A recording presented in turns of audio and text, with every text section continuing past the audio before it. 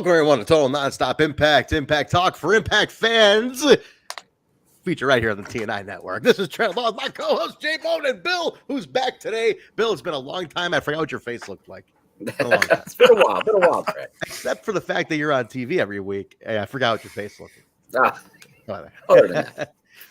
But I just, if you notice, Jay Bone, I said that the tagline, I just want to make sure everybody heard the tagline. It was Impact Talk for Impact fans. That tagline originated on TNI. I just want to make that clear, right? That's clear. That's my line. That's a me. It's a me, Mario. I made that line. I created that shit. Mario. That's it. It's you. I made it. So I just want to make that clear. But everybody, this is the Throwback Show. This is NWA TNA number 105, along with Impact Wrestling number 8 from Fox Sports Net, which is the lead into this show. We briefly touch upon that before we do the throwback episode. I guess they're both throwbacks. We do that as a lead-in. 7 more weeks left. Actually, no. After this one's 105. There are only it ends at 111. Six, yeah. 6 left. Wow. That's it. 6 more weeks. It's sinister 6, and it's over. And we are out of the asylum. And you know what's sad about this? Look at the crowd on 105. They are literally pouring out of the door on this one. Like, breaks my heart that they left Nashville just hanging until homecoming 2019. They left them hanging. And is it known at this point, like that they're done there at this point? Yes. Sabin was in the show last week, and he said that they got word that this was happening. And by this point, they kind of knew what was going on.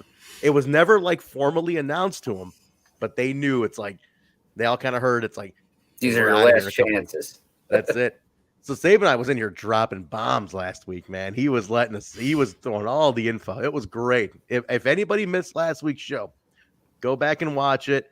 Look at the live comments. First Sabin, who's our boy, he was at all the Asylum shows every week. He was he was there on Wednesday. So he gives us insight like you wouldn't believe. Like, there's great shit. So when we finish, he's definitely the first guest I want to have on when we continue on like Tuesday without a throwback. We got to get Sabin in here to talk about stuff. I just want to hear like the wrap up. How did it feel? What happened? You know, he was on the show before, so we're going to have him back in. But do we know, did Sabin go to homecoming? I don't think he did. He's in Florida now. I don't think he made it. Okay, he's no longer in. Yeah. He went to train. He trained to be a wrestler. Did it for a while, I think, and then he's out. And I don't know what he's doing now, but he's got a lot of great insight, man. He's a gem of info for the Asylum. So, but gentlemen, what's going on? You two, what's happening? We had an interesting Friday and whatever, not TNI, but and it keeps getting more interesting. Yeah, we'll leave that where it's growing to be, but yeah, it was an interesting weekend for us. Well, what's up with you guys, Bill? Any shows this weekend? What'd you get into? I did. I was back down at the arena where the tapings took place last weekend. I was back down there Saturday for Battleground Wrestling. Bully Ray versus Onita in the main event. You're kidding. Wait a minute. The Onita against Bully Ray? Bully Ray, yeah. How did this fly under the radar? I didn't hear anything about this. It was a wow death match, and had because earlier Super Leatherface was also over from his promotion, so he had a match earlier in the night. He interfered, and then Sabu comes out. What? Come on! Sandman too. I forgot the Sandman too. Oh, I did see a photo. They all posted a photo. A bunch of the old ECW guys. Sandman, Sabu, and somebody else from the arena. Okay, that's what it was then. Okay. Yeah. So it was. Good match there. A couple other good ones on the card. I was talking the other night. Lady Frost made an appearance. Yeah. Against a first American match of Mariah May from the UK. Okay. She's someone to watch. I think she'll be definitely a TV presence in the near future. Mariah May. Keep an eye on her. That's the one. Mark likes Mariah May a lot. He's a fan. He was telling she's me a big, her a while ago. like she got the influencer gimmick. She could fit in real well with something like that. So, definitely keep an eye. I follow her on the Instaneck. She would be perfect for it. Really? Yeah. Interesting. Cool. I didn't know Onita's in the country. That's insane. Yeah, no, I think he just came in for that show. I don't know if he's sticking around. It wouldn't shock me. I don't know if he's going down. He might. Oh, actually, I think he has. He's on the WrestleCon. I think he's maybe on the Super Show. That's why they're all in town. They're gonna stay for the couple weeks. So like I think a lot of people started coming in early, so that was to the benefit of a local show here a week before they start all piling up and heading down to Dallas over the next couple of days. Very nice, very nice. Is there a thing going on this coming weekend? There's a thing. There's a happening. There's a happening. The return of Nick Aldis. Yeah, there's a happening. Yeah. There's that thing. I gotta say, man, everything aside, I don't think they're promoting it enough as much as they should on TV because I guess it's just being internet promoted, but it's gonna sell out because it's Mania weekend. But that multiverse show, that looks cuckoo bananas. That looks insane. What am I looking at? It's a ton of matches. And now this is an Impact show because from what I understand, I think according from what I'm reading between the lines on Garrett's tweets. This tape is going to be an Impact's library. They own this one. Oh yeah. This is Impact show. This is Impact show. Like Fight TV is like they're the carrier of all the content. But I believe the IPWF will be taped for an Impact Plus special later. But even that's like a midnight or something, right? That's a midnight show. But the actual multiverse, because sometimes WrestleCon owns it. Yeah, I believe it. Well, remember. Last time Impact did a show, it was Impact versus Lucha Underground. They did it on Twitch. But who owns that tape? That's the thing. They've Impact never shown it's in the library. If you go to Impact Plus, you can go watch Impact. Okay. Oh, it is in the library. Okay. Because I always wondered who owned that tape. Who's this show was? Impact will own the tape, I'm sure. I think it's just like for live. My guess is it will be on Plus at some point, but they haven't been real clear on how this is going to show up later. The reason I bring that up is because, as we know, recently Khan bought Ring of Honor, right? But mainly, the main motivator for him to buy it, I'll tell you right now, it's because he wanted to own All Out. That was it, because he never had that tape. That was Ring of Honor's property. So I'm like, who's going to own the multiverse? You mean All In? All In, yeah, whatever it was. Whatever. All whatever. Well, speaking of All Out, Deanna Purrazzo is all out of that Ring of Honor show. Hey, is she out? Coach D'Amore. Pride. Did he pull her from that show? He's not booking her for that show. So they're doing an interim Ring of Honor champion when the real champion's on the other side of town. Get out of here. Really? They're not just doing a number one contenders match. That's funny. Interesting. Yeah, you'd think they could work something out. I don't know. Kenny Omega, revenge is a dish best served Canadian. Interesting. Very interesting. That's going to be fun. You're good. I assume you're going to both. You're flying in soon for that? Okay. Yeah, definitely give us a report from down there if you can. I'd love to hear. The multiverse has my eye. That's one I will probably order that one. That's going to be show of the weekend. Yeah, I think that. I mean, it's shaped up fast and it's shaped up hard. That's a lot like Zach Bonner for Sex Life, isn't it? Zach, I didn't think I was watching your comments, did you? So fast and hard. All right, but yeah, that one looks good. I am on fire today, guys. I had some amino acids today. I'm drinking this fucking tea tonic from this vegan store opened up by my house. It's all herbal, natural shit. You're dry. I thought you were straight edge. You dropping acid now? What? It's tea, and I had my superfood mix. I'm wired today. I'm doing my taxes. I was doing my taxes before this. Unbelievable. I got a lot going on today. You know who's got a lot going on? Not to change the subject, but this is strictly for a soundbite use. Trust me. Okay, so I heard there's another company with a Hall of Fame that just got a certain tag team announced for it. Yeah, that's interesting, huh? Drop the soundbite. Bill, cue up something from that guy. There's got to be something in the make. Best. We got plenty from that guy. My buddy hits me up today, and he goes, holy shit, the Snyder's got a WWE Hall of Famer. I'm like, that's crazy because you never thought they'd let Scott near it, right? And so he sends me a clip of the Main Event Mafia in the ring interview where like Steiner's goes nuts on Joe. They're like, he's fat, the whole he's fat thing and all that. He's fat. That one. So he's like, dude, who the fuck's he talking about here? Is he shooting for real? Like, this looks real. And I'm like, well, it's Samoa Joe. That's for one who he's talking about. And I'm like, That's the thing about Steiner. You never know what's real and what's not. You kind of just walk the line with it all. I'm shocked they got in. Ty in here, Scott Steiner, TNA legend, no question about it. He's a TNA fan, but good for them. I'm glad it's a barrier break. I'm just surprised he's taking it because he buried it for years. He's buried this thing. Oh, I'm totally shocked. Yeah, I'm happy. I'm just, everybody's like, oh God, Steiner with a live mic, look out, but it's cool. It's cool. Rick's son is a big, up and coming guy in NXT now.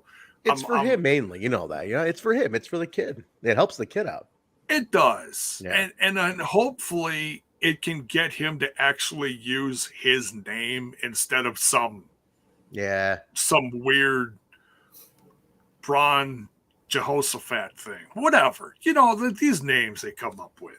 It's like, just use his name. This is a no-brainer. Yeah. You got a legacy here, for crying out loud. It's like, let's not overthink this. Pathetic. The main thing about it, what comes from all that stuff, it's the licensing. It's the run of licensing that comes with it. You get in the Hall of Fame, you get the new action figure, you get put in the video game, you get the T-shirt, you get there's like, and then they get booked. It's like a nice little bump for everybody. Everybody, rising tide raises all ships, right? That's what it usually is for that. So, why say no? Take it. Get some more merch out there. The collectors will go nuts. First WWE action figure for them in 25 years. It's whatever. It's fun for everybody. Nobody loses going into that thing. So good for them. I love Scotty. I met him at the ale house after TNA one time. Oh, there you go. And he was nice. He was with Mrs. Freakzilla. He was with her and the kids. She was number one freak. She was with him. Sweet as hell. She took the photo of me and him. She took the picture. Nice. He's holding his takeout from the ale house in the picture. Had to get some zingers.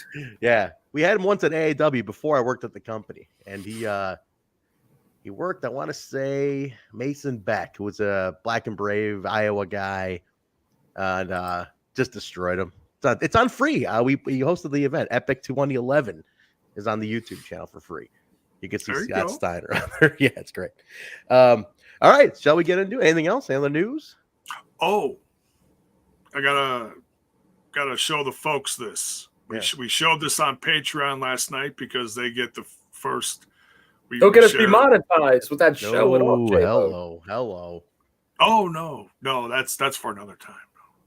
All right, show what we got. What are we showing here? I have seen that penis. All right, we're done. We're out of here. No.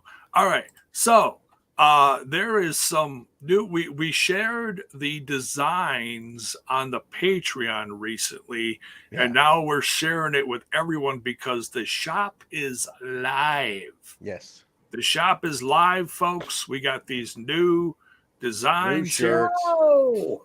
Look at that, huh? Actually, give me a second. I'm gonna get something. I'm gonna turn my camera just a second here. Keep talking, J-Mo. Okay, so, but if you dig the merch and you want to get something right now, I'm going to tell you, pause that, because in 2 days, from the 30th through the 4th, you can get 20% off the Spreadshirt shop. So take advantage of that. Get yourself some new merch. You got the what I call this, the ice blue Phoenix or the fire Phoenix. Yes, sir. So those are both One of the Dead. Well, it's the same thing, just different color palettes, but they are One of the Dead exclusives. Originals by One, who's a great designer. Great designer. Yes. Now you got them in white and gray here, right, on Spreadshirt. And it's just an example. There's a ton of different pieces. It's just what they happen to show first, so you can see what it looks like. Other colors, if you want other colors on the background. Oh yeah, there's multiple different kinds of shirts, multiple colors. You can customize it. You can make it a small design. You can make it a big design. You can get it on hats, mugs, pillowcases, stickers, buttons, all that kind of stuff. And here's what So- we'll do. I'm going to announce it right now. Spreadshirt gets first crack. It's kind of a little thing. PWTs in a week from today. So you got Spreadshirt first. They get first crack at it. You want it quick? Get it from Spreadshirt. The link's in the description of the video below. PWTs, we're going to put it up after the show. Jay and I talked about, we're going to send it to PWTs tonight. And then, but a week later, but 1 week until PWTs is going to be on sale for it. But if you want it quick, get it now. Spreadshirt. Now, here's the perk of Spreadshirt. Multiple colors. PWTs, you can only get about 2. So keep that in mind. And you have to upgrade. They charge you for shirt upgrades. So if you're a loyalist to PWTs, you want to use them for other stuff and get a bunch of shirts at once, you got to wait a week for this one to be up. But Spreadshirt, you get all the upgrades, shirt designs, tank tops, whatever you want. It's all on there. So, and there's a sale in 2 days on the Spreadshirt. Yeah. So this weekend, well, not even this weekend, the next couple of days. It's a cool shirt, man. Take advantage of it. Yep. Cool. All right. So we will announce it when it's on PWTs. We're going to send it in tonight after the show's over. Jay and I talked about doing that. And then, but get it quick on Spreadshirt if you want the different options. Because PWTs is no options really, flat, But like I said, some people prefer them because they get other shirts at the same time. So take that for what it is. And let's get out the show. What do you guys say? Buy the shirt. Buy the shirt. Thanks, Mayor. He's rocking. Look at Mayor's rocking a TNI shirt. There he is. Hey, Sabinite knows. He's here. The legendary. Hey, Sabinite. Last show. Once we're done with Throwback, we're going to wrap it up at 111. So about 6 more weeks to go. Would you mind coming on in 7? So like in a month and a half, you come on and do like a final wrap up of the Asylum with us, like you did kind of midway through. So let us know if you're down. Definitely want to get you back. Like share some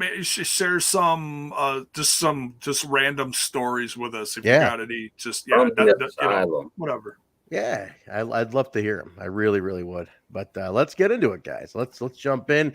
This was NWA TNA number 105, July 28th, 2004. Now, I was on my buddy Dave's couch watching this, and it's summertime, so we probably had some goddamn lemonade to cool off because it was probably really humid outside, and we're inside watching this on a Wednesday night, forking over our $10. Summertime, maybe went light, maybe just some Chinese food in the summertime. No pizza, no deep dish. Thank you, Sam. We'll see you then. Bill, July 28th, 04. Where are we at? You got the email? We got proof? Oh no, I know. That was my birthday of that year, July 28th. So that was my 23rd birthday. 23rd birthday.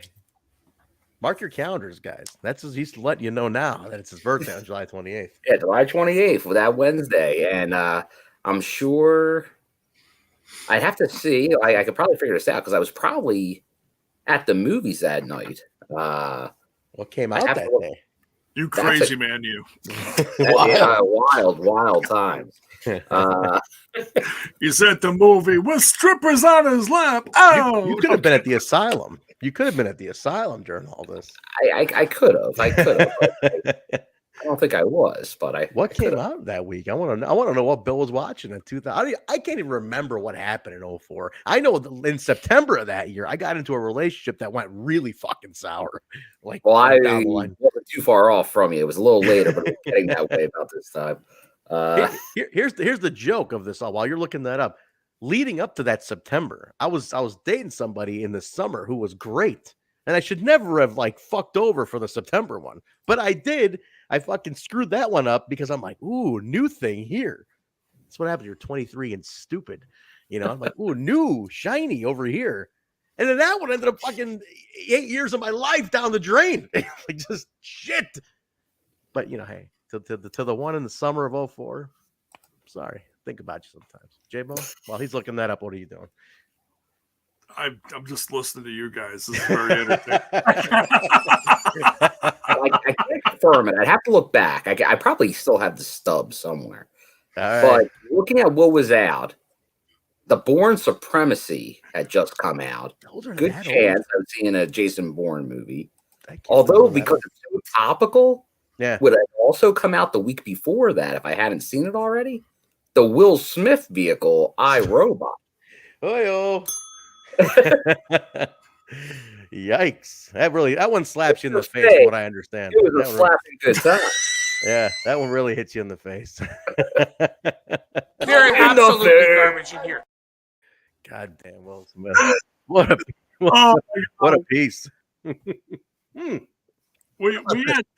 had a lot of fun with that last night on Did you? Yeah, because we had no clue what was going on, and all of a sudden it's like, oh yeah, someone mentioned it in the chat, and I go on Twitter and it's like completely viral. I mean, dude, it was outrageous. How about this? I don't want to take up too much time talking about it here, but I would love to know what the chat thinks about what happened yesterday. Just throw the comments in. Just to let them run in the comments. Yeah, and that's NWA TNA legend Chris Rock. Chris Rock, which I put the clip out to a buddy of mine who was like, man, he didn't even flinch. And I sent him a clip of Head of State. And I'm like, because he knows how to fucking work. And I sent him the clip of him getting beat down by the TNA roster. You got to see the slow-mo of him kind of taking it. Well, like leaning in, kind of getting ready, stiffening it up. Like, it's like...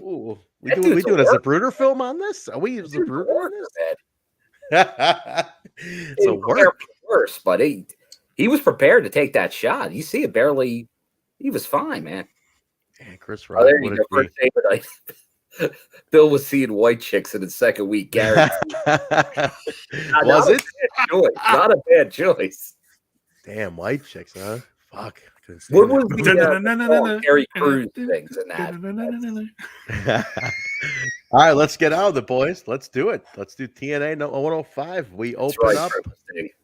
What's that? Chris Rock got a chin. Hell yeah, man. Chris Rock's he's tough dude, man. He didn't flinch. He didn't even flinch. He just shook it off. I gotta throw my 2 cents in on this. Yeah. And this is a very interesting take because last night I had a very different take. I had the take on you don't talk about another dude's wife. So in a sense, I was defending Will Smith. Now, pause before you freak out on me. Just pause that. So what the hell is that? It's my new gimmick. It's my kalimba. Oh, this is my background music for you. We have background. Hang on. But this is this is mine. I bought this. This is Justin contributed to my gimmick fund last week. Oh, this is true. Okay, play your thing. All right. But we'll play the background music once we get going. But this is my gimmick music. So I was talking to Tracy about this. And I didn't want to say nothing until I heard her opinion on this. She had a very interesting take on this. Get this. And I wasn't expecting this. She's like, what exactly did Chris Rock say? And I said, he made a reference to Will Smith's wife losing hair. He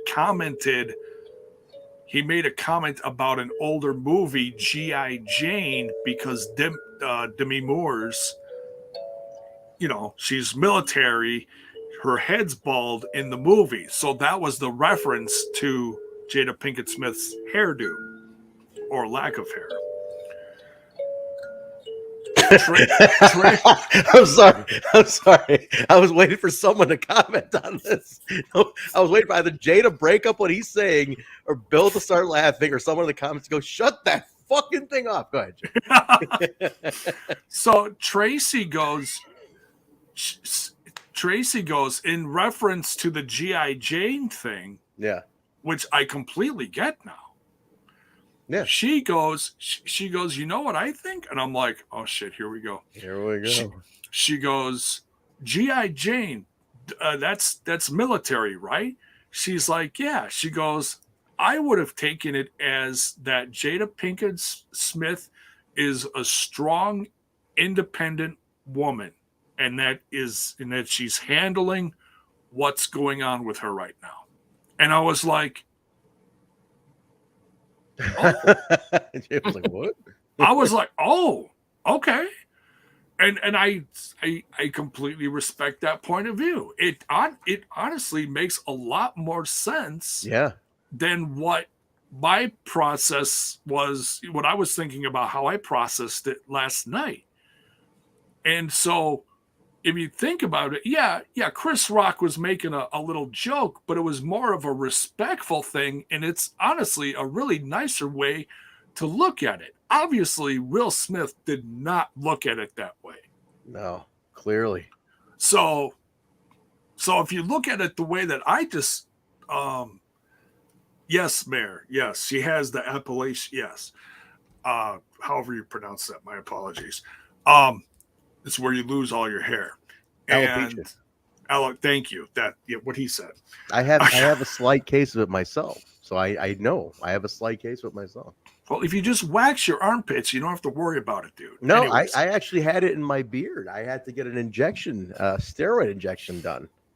And I have a little spot up here, which is an alopecia spot. It's like they kind of just, so I'm trying to get it back. I'm trying to re-stimulate the roots, but I have a slight case. There you go. Yeah. So I know what she's going. I feel it, man. It sucks. It's rough when you get older and you start realizing stuff like that. That's for a woman, though. You know what I mean? Like she can't. I mean, a head shave for a woman is not a typical thing. That's why it's definitely something. But yeah, good take from Mr. J-Bone there. It is. Good. Yeah, it is. And so in that sense, it really makes what Will Smith did horrible. Yeah, the whole thing was bad, man. Bad taste. Bad taste. I like this one though. Chris Rock needs to go back to developmental. He ain't ready, brother. All right, let's jump in, boys. Let's do this. Took it like a champ. NWA TNA number 105 at the Asylum. We open up Team Canada, Petey and Bobby. Take with Scott D'Amore taking on AMW, Chris Harris, James Storm. The crowd gigantic, but the one guy who stands out to me in this crowd in the opening shot is the guy with the big sign that says classic Megadeth albums now remastered. No, remastered Megadeth albums now on sale. He's just like, yeah. What the fuck is this guy? So random. So random. Do you want to do the Impact number 8? Oh, I'm sorry. Yes, we should. Okay. That's the lead. Let me reverse here, guys. You should have stopped me earlier, J-Mo. Now I feel like an asshole. Let's do Impact number 8 that led into this first. Because there's some actually really interesting stuff on here. You guys are going to have to go blaze through that one, though, because I already set this one up and I already went further in, and you made me look like a dick, but go ahead, J-Mo. That's fine. You're not a dick. You forgot about me, damn it. I'm kidding. I'll blame Will Smith. He threw us off. Anyways, All right. So we've got AJ Styles. This is his warm-up match for the episode that you were just about to talk about. Ultimate. Yes. So it's the Friday leading into the Wednesday. He's facing Jerrelle Clark. A Impact Zone legendary jobber is Jerrelle Clark. Legendary jobber. He definitely was. Right. And a lot of these are very quick matches. There's not too much to say here. I'm trying to find a good background music for you, Jay. There we go. Where's the rock and roll? There we go. Go ahead. There we go. That's sexy. Let's see. Okay, and then they got a promo here about a mystery guy coming, and maybe you guys can help me out with this. I don't know who this is. A mystery guy in 04. I'm trying to think. I mean, Hardy's already there. Who? Speaking of got design. Still tweeting Jerrelle Clark. Is he still around? Wow. Jay, I can't tell you. I don't know. I can't time it because this is before Christian. You'd have to see it. It's very like it. The pictures bounce all over the place. So it's very. Yeah? You see like his designs on his clothes and stuff, but they never show. They never show his face. They show like the back of his head. Hair, no hair. What's he looking like? Short hair. Short hair. 04? No, not Tomko. Tomko came in after Christian. Yeah. So that's like 2 years later. Damn, who was it? 04, man. White guy, black guy. What are we talking here? It's hard to tell. It's hard to tell because it shows just a bunch of like really zigzag pictures. Shots of like his gear. Who the hell was coming around in 04? Like around like August 04. Weird. I don't know. Let's keep the guesses coming, but go ahead, Jake. It's weird. But anyways, all right. So then we got Abyss and Alex Shelley with Goldilocks, of course, versus Abismo Negro and Mr. Aguila. Yep. Aguila. Abyss and Alex Shelley win. Of course, this whole thing is getting tumultuous between them, and because Baby Bear. Because Abyss, Baby Bear. dude, it's and this is the joke that I came up with while watching this. Yeah. While you're watching this now, of course, now you wouldn't have done this, but I'm sure some other fans would have done this at the time back then.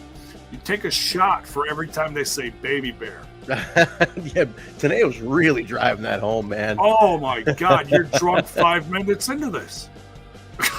Now, Sabin, I think it was D'Lo, his comeback, but no, they already teased the D'Lo comeback a week ago, right? No, this is a smaller guy, and I can guarantee D'Lo never wore stuff like this. It's almost gear. It's almost gear like Christopher Daniels. It's similar to that. It's sleeveless. It's like a sleeveless shiny trench coat thing. Got some big weird zigzaggy designs on it. Is it Shocker? It might be Shocker. Is it Shocker? It might be. So the guy I from don't Mexico, know. they did the documentary on him and everything. Didn't he come around this time? I thought he had more hair at the time. It's not. No, it's not Savage. No, this is before the Savage thing got teased. No, Savage was a surprise. At least I think it was. Yeah, no, Savage was. They announced Savage. They knew he was coming, but this isn't Randy. The date of the show is July 23rd, Sabin night. And it's right after the first match. It's a quick 20-second bunch of zigzaggy pictures of this guy. I'm wondering who it is. Right, yeah, go ahead, Jake. Keep going. All right, so Abyss and Shelley beat Team AAA. Next, okay, so this is the most interesting part of the show here because I have not seen a lot of early clips of this guy. You've got Monty Brown he's in a warm-up match for this next week, against Jeff Hardy against Antonio Banks. Oh, yes. You know who that is. So, yeah, for those of you that are like, oh, Antonio Banks, who the hell is Antonio Banks? It's a young MVP. Yeah. It's a young MVP. That very interesting. Yeah. Antonio Banks, man. And who knew? I mean, that's the thing. Pay attention to the jobbers, guys. You never know. You never know when who's the guy Bill, the guy you don't like the Impact jobber. What's his name? The Winker. The Winker. This guy might be the next Brock Lesnar someday. You never know. Right. Now I can't confirm, but I went back. I found a Larry Zonka review at the time. Man, he was all so unknown. This is great fresh the day after. Okay. He's like, up to tell, maybe Canyon. Canyon? Ooh, did Canyon make a TNA appearance? I mean, everybody did it. Oh, it's not. Well, Canyon had long hair, right? This is short hair. He said, yeah. Canyon didn't Canyon cut it around this time? I think he cut it. Now, I don't know if it winds up being him or not, but that was fresh out the kitchen. I'm curious now. I'm very curious. Yeah, Antonio Banks straight out of prison as soon as this truly is right after jail. Wow. Have you heard the story of his jail? Like what got him in jail? With the cruise ship and all that? You need to listen to the episode where he's on with Colt Cabana's podcast. It's like out of a movie. Like it's crazy what him and his people did. It's insane. Wow. You need to hear it. It's literally it could make a movie on it. Nice. Yeah, it's crazy. But anyway, go ahead. But yeah, he destroys Antonio Banks. Like the first 2 minutes are outside of the ring. He's just a whipping boy outside of the ring. Gets him in the ring. Couple moves, pounds. He's done. He's done. So nothing impressive from MVP other than he knew how to take this beating. Right. All right. Then we got Sabin. Now this is interesting. There's a new guy here. Ooh. Who, unfortunately for him, he eats the pin here. But it's the first time I think we're seeing him on TV here. We got a bunch of X Division guys. We got Sabin, Amazing Red, Sonjay, Dutt, and Mikey Bats. Mikey Bats. Mikey yeah. Bats. Is this the first time he's been on there, or no? He wasn't. He's never been in the Asylum. He was an Orlando fixture for a long time. Okay. Yeah, definitely an right. Orlando fixture So, for a long time. Against Team Canada, comprising of Roode, Petey Williams, EY, and Johnny Devine. And Bats takes a Canadian destroyer. Bats is related to Billy Kidman. How about that? Mm. Trained by Kidman and Roddy Strong. Interesting. He's a Florida guy, though. That's why that explains. He retired in 2014. He was 20 years old here. Yeah, his last match was against. How about this? Was against the Aces and Eights of Garrett Bischoff and Wes Briscoe in a tag team match. That was his last match. Wow. 2014. He's been gone for a while. Yeah. All right, then we got Romeo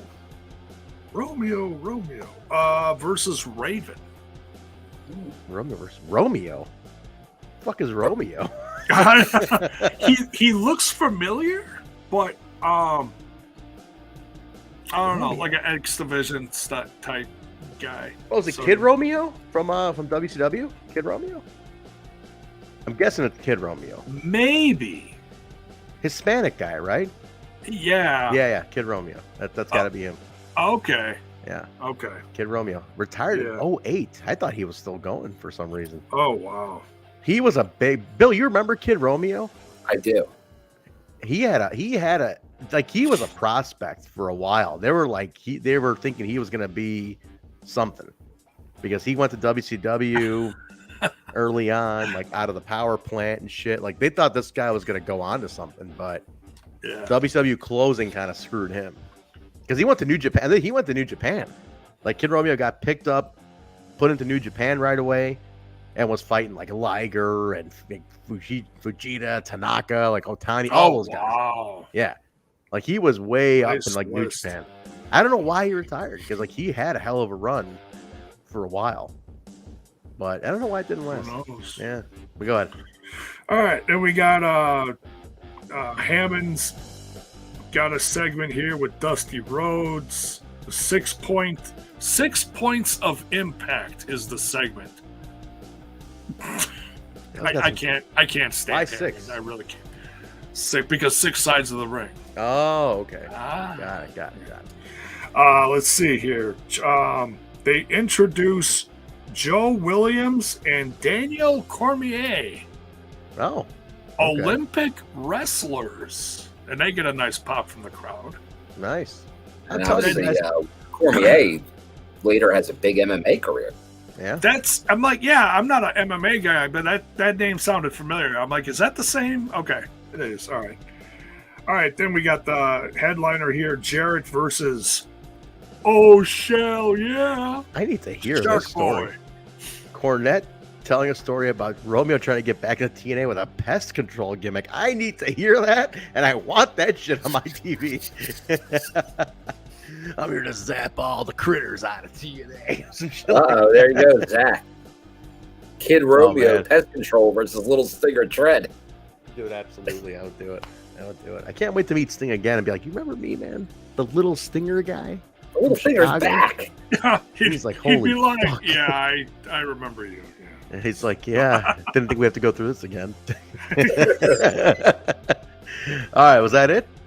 That's it. That's it. That's Impact 8 leading into number 105 at the Asylum. The end of well, of course, Jarrett wins because he's going to win. He's the champ. But then he calls out Jeff Hardy. Jeff Hardy comes out. Monty Brown comes out. And Jeff Hardy does not have an easy road in his first several dates here in TNA.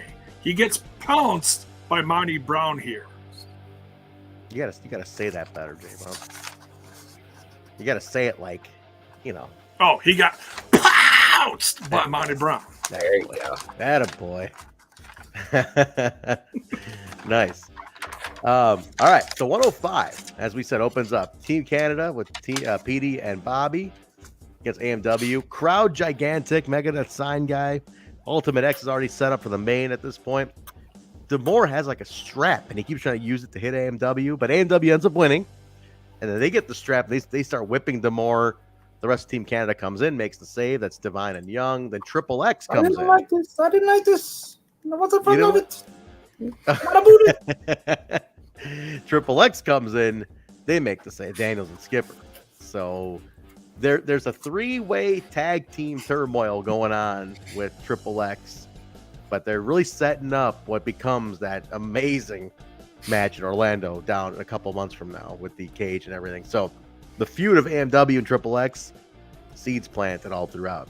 But good opener. I got nothing much about that. It's a hot opener. Anything of note, Bill? You got the Team Canada shirt on.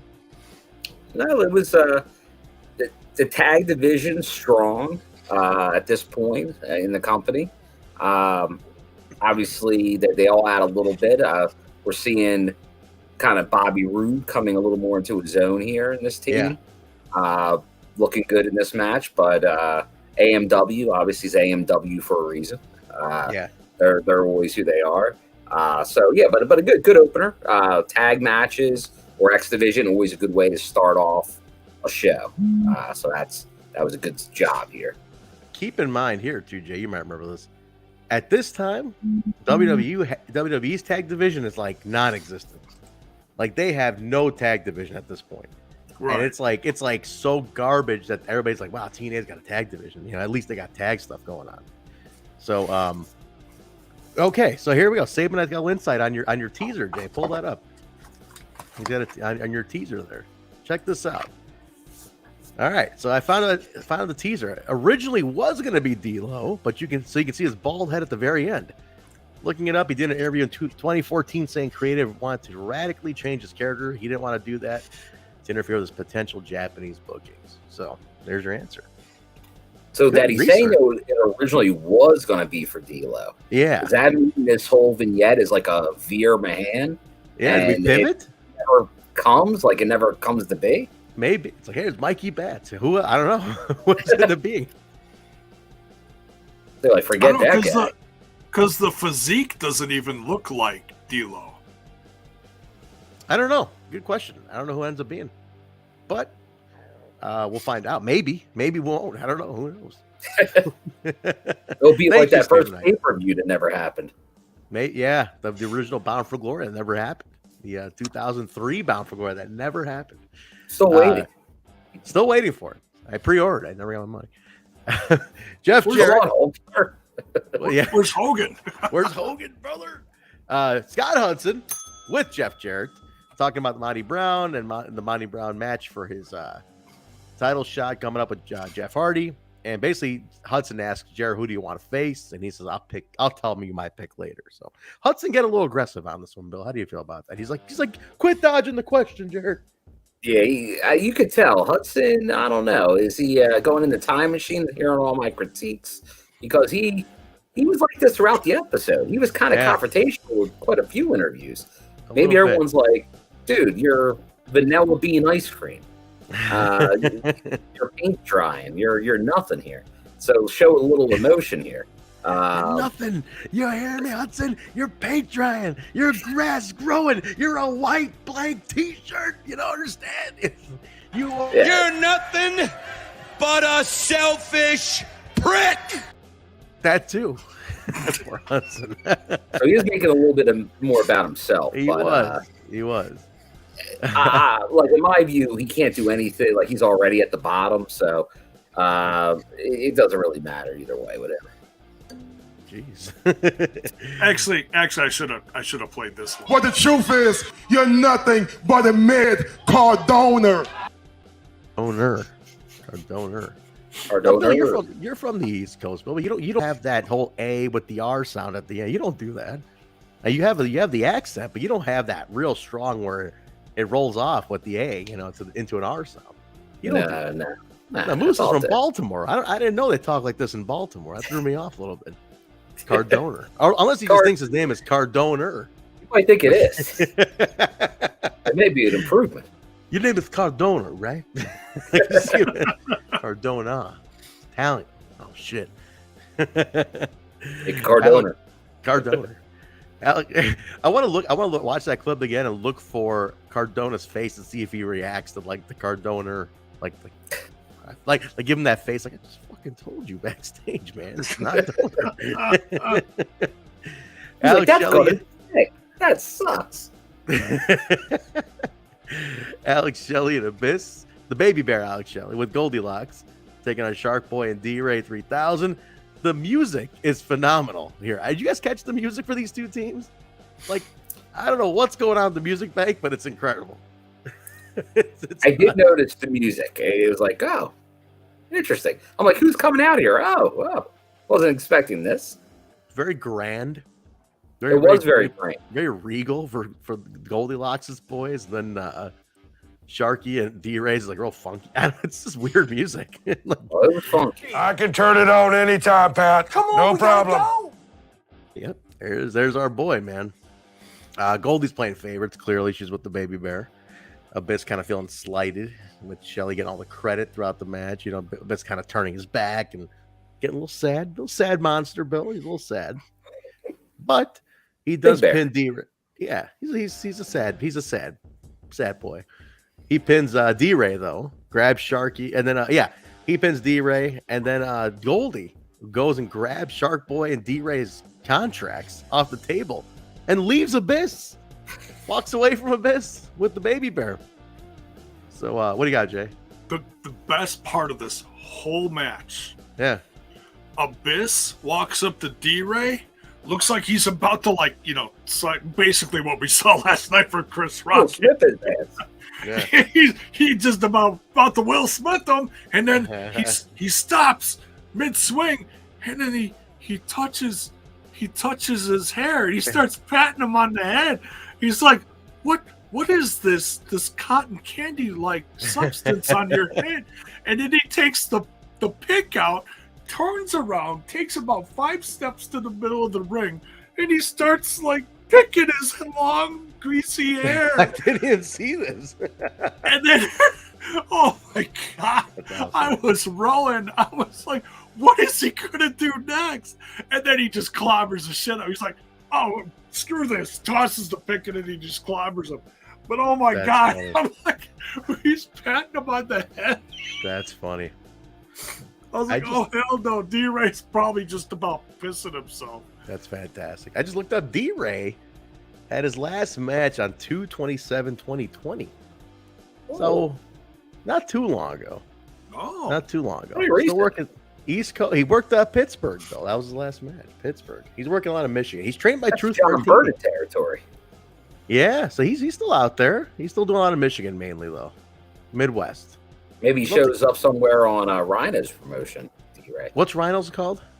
They just had a show. Is it ARW or IRW? I think it's Insane. Insane Wrestling. He might show up, man. You never know. He might. I thought it was Rhino Mania. Rhino Mania Wrestling World Champion. All right, where are we at? So here's the weird thing, right? So they're going up the ring, and then out of nowhere, Desire attacks Goldilocks. Desire attacks Goldilocks. Then Siaki comes down. What the hell? What did I miss something? What's the tie-in with Goldie and Desire? Desire was feuding with Trinity. Where did this tie in? I'm forgetting something. Jay, am I missing something? Well, Desire's busy with not Desire. Trinity's busy with the whole Pat Kenny veto thing. So that's done. But what's the tie-in?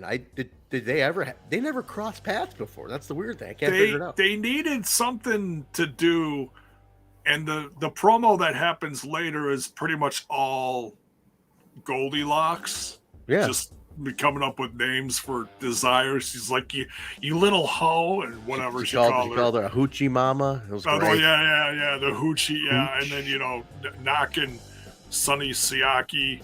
Oh, she actually calls him Kaki Siaki, which is hilarious. I know I'm ahead of the game here, but oh my God, yeah, it's just so I don't think we've yet really figured out what the beef is, other than only when she was an interviewer. Maybe they had some moments when she was doing 10 interviews a show. She may have They gotta had tie something. some sex angles at the time, and maybe had some interaction with Desire. But- And I'll never say no to a Desire segment. Hey, listen, I can turn on any time, Pat. Look at that with that one. Listen, that. Oh, baby! But she came at her so furious. I'm like, wait, there's It gotta was, be. yeah. I don't know what the buildup was there. I almost wonder, was there something from TV or something? Like was there something Maybe.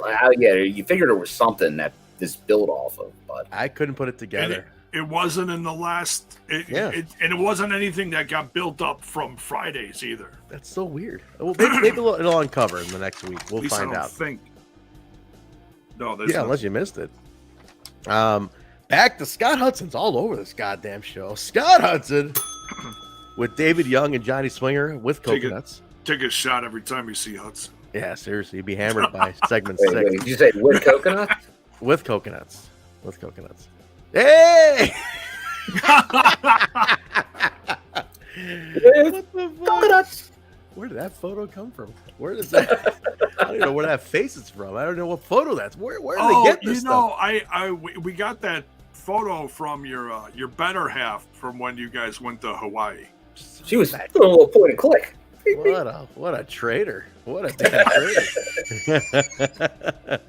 Selling this shit over. You were looking ready for beach season, Trent. I was. Hey, listen, it was beach all the time. But he's there with David Young, Johnny Swinger with coconuts. Hudson's like, hey, you talked to Glenn Birdie, and and then David's like, I don't want to hear about Glenn. God damn it, screw him. And he's like, come on, no, but don't. What do you mean you don't want to hear about Glenn? He goes, no, screw him. He left me. And he's all bitching.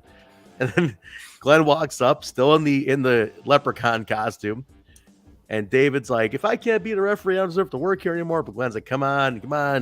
We're both on the gut checklist. Trust me, I got a plan. And he goes, what do you think? You know, he goes, hey, do I look like an idiot to you? Which is such a classic sitcom setup while he's wearing a goofy costume. Do I look like an idiot to you? And this isn't the first time he's done this either. He's done it a few times. He's great. Yeah, it feels like he's been in the suit now for a while. It's a month. They have to wear it for 30 days. This is week 4, but they got to extend it, so I think it's more now. Great shit. I mean, Glenn is the rest of the year. I'm kidding. Glenn's gold. He goes, let's get to work. I got ideas. They trail off.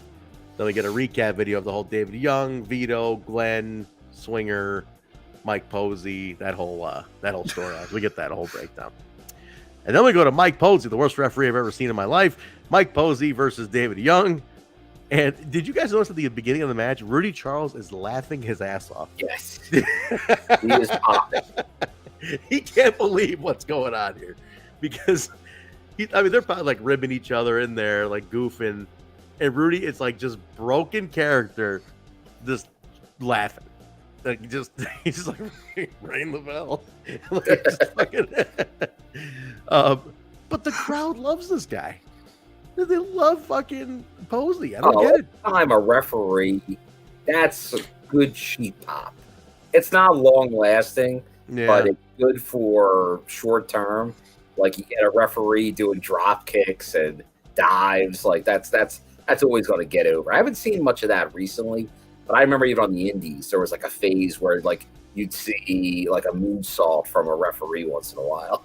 Out of nowhere. You'd be like, hey, why not? Well, I would pop when the ECW refs would like Finnegan and Molyneux would occasionally do like an arm drag. Yeah. And I'd be like, holy shit.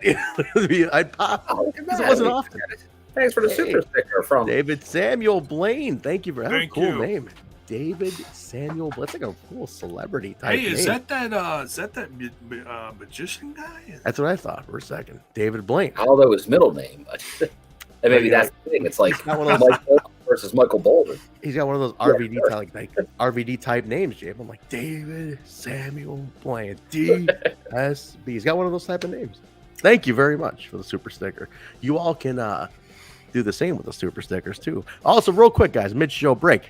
Please like the video on YouTube. Hit like. Subscribe to the page if you haven't already. Subscribe to the channel. Like the video. Throw in some bits. Whatever you got to do. Yeah, like it. Don't lick it. Like it.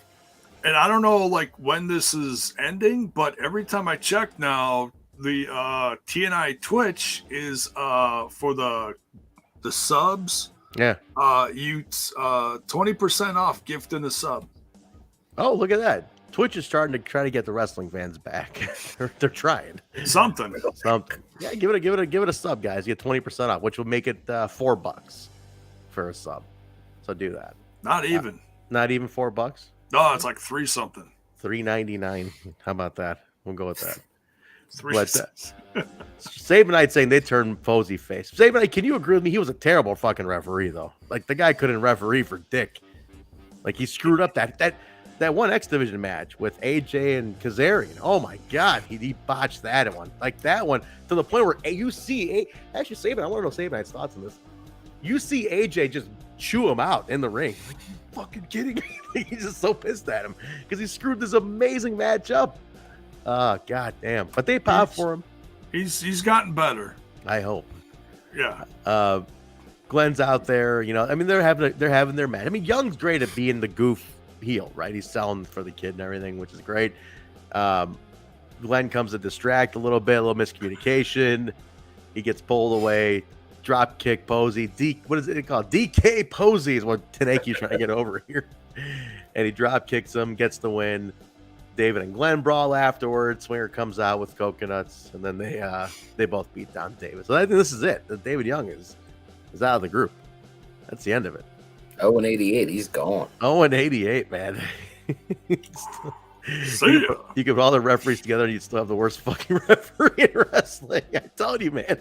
This guy sucks. Yeah, now nobody really stood out. Like, Andrew Thomas is the best of the bunch, I guess, but it's not great. They kept Thomas around to do production work later on. Rudy's in WWE. That blows my mind. I just can't figure out how he's like a top guy there. But they all stuck around, man. Somehow. Learn to take direction. Yeah, Bobby Posey's on the other. He's on AEW for fuck's sake. I don't know. He was in Impact not long ago. Yeah, that's right. That's right. He was. Yeah, he definitely. Back. Yeah, he definitely sticks around. Anything on this one? Any other thought? I mean, it's kind of a simple little. Yeah, I don't think we can get much more into that one. Yeah, not much. That's what it was. Yeah. Scott Hudson again with Goldilocks and the baby bear. And she's talking about this desire. And then J-Bone, that's where she calls her the Hoochie Mama. That's what you like.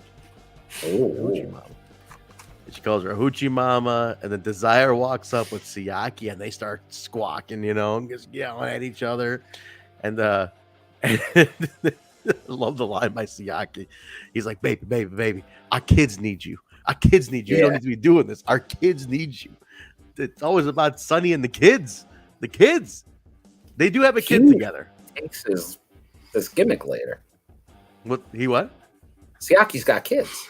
Siaki's got kids. Yeah, they should have done the Siaki got kids. She had 2 before, and she had 1 with Sonny, and they were together for this. They were like legit together at this point. But then he calls Goldie, he calls her Goofy Locks. And she calls him Kaki Siaki. This is where the names start flying, J-Bone. And he accepts whatever challenge she's got. And she's like, well, you're not going to wrestle the baby bear. You're going to wrestle my monster abyss. Yeah. Now she wants to use. Kaki Siaki. Kaki Siaki. Thank you very much there for the sub and for super sticker. Appreciate that. So, yeah, I mean... Am I wrong? I mean, they're just trying to find something to do with Siaki at this point. They're just sticking him wherever they can. I mean, this feud has no build for a long time. He's lost. I want Sabin's thoughts on this. I mean, in the Asylum, what's the thoughts on Siaki? You went from a guy who they were trying to position as like maybe he could be our Rock. He could be like the Rock for us. He's the Samoan guy, with the good sharp tongue and the good looking guy. And now they're just like, okay, who doesn't have a feud? Who doesn't have a feud? Put him against Siaki. That's pretty much it. I got a feeling he was on less dates because he's a parent now. Maybe. It's a guess. Because he's not on every week now. I mean, he's on about like half the shows a month now. Works for UPS now, by the way. He's a UPS. I don't know what he does, but saw him on Family Feud a few years ago. And he retired because he gave his kidney to his ailing brother. So he lost a kidney, gave it to his brother. Doctor said you shouldn't wrestle with one kidney. So that was it. That's why Siaki didn't leave on any bad terms. No sour grapes. But I still think he's one of the guys. Again, your 20th year, you gotta at least show him in a video package because they've never touched on Siaki, and he's all over the early years. Gotta respect the early guys. Siaki, Kid Cash, Shark Boy, D-Ray's even in that. I mean, just the people who were around. Dallas, these guys were all that, aside from the obvious, the AJs and the Jarretts and Monty's and all those guys in the Free Life Crew. But there's a couple other fixtures, man. David Young, I mean, Glenn, Swinger, they're all over these shows. 20th year's the time to do it. Put a video package where everybody gets a little face on the video. My only hope is Eric Tompkins, is his team's putting something monstrous together for the Slammiversary broadcast. Oh, by the way, Bill, I tried hitting up our boy Penzer. I said, hey, Pens, baby, booby. Pens, baby. I call him booby. I said, Pens, booby. Booby. I said, I heard it's a Jewish thing, Jay. That's what we do. It's what's me. I have 2 Jewish uncles, Jay. I can say booby. Okay, Pens, booby. I said, I heard a rumor that you guys, that Slammiversary maybe in the Windy City. I said, any truth to that? You want to get a bourbon one of these days? He goes, haven't seen it on the schedule there, pal. I'll let you know if anything changes. I go, I tried tapping the guy for a little info. He didn't sell it. He's been in the business too long to sell it. I don't know. If it is the June-ish dates we think it is. Yeah. You would think. I still gotta think it's Nashville, but they got Building 3 in the fairgrounds where the NWA just did the Crockett Cup. You can fit 1,000 in there, from what I understand, roughly. Depends. Yeah, if you fill up like no capacity, like totally full, 1,000 people at a building on the fairgrounds for Slammiversary, that's not a bad show. Not a bad idea. Hey, Sabinite, what was the max they ever got in the Asylum? I heard they squeezed up to 1,000 in there, in the original Asylum. I'm talking when they were literally in the crow's nest, even. Like, this show was packed. But I heard that Building 3 is still where they just did the Crockett Cup. I heard the rumor could also be that. And if that's the case, I'm all for it being Nashville. That's fine. It should be Nashville, in my opinion. So maybe. So we'll see. We'll see where they announce. I mean, it's April coming up. You should probably. What do you think, Bill? They're the ticket guy. I got to imagine if it at latest it's announced during the Rebellion broadcast. Yeah, it has to be. If right? it doesn't make it out before then, there'll be a vignette for it to say, coming up, Slammiversary. Yeah. In Nashville, Tennessee. But that's where you might see this big 20th anniversary package really come together. That's the 19th, right, of April? The 23rd. 23rd. Okay.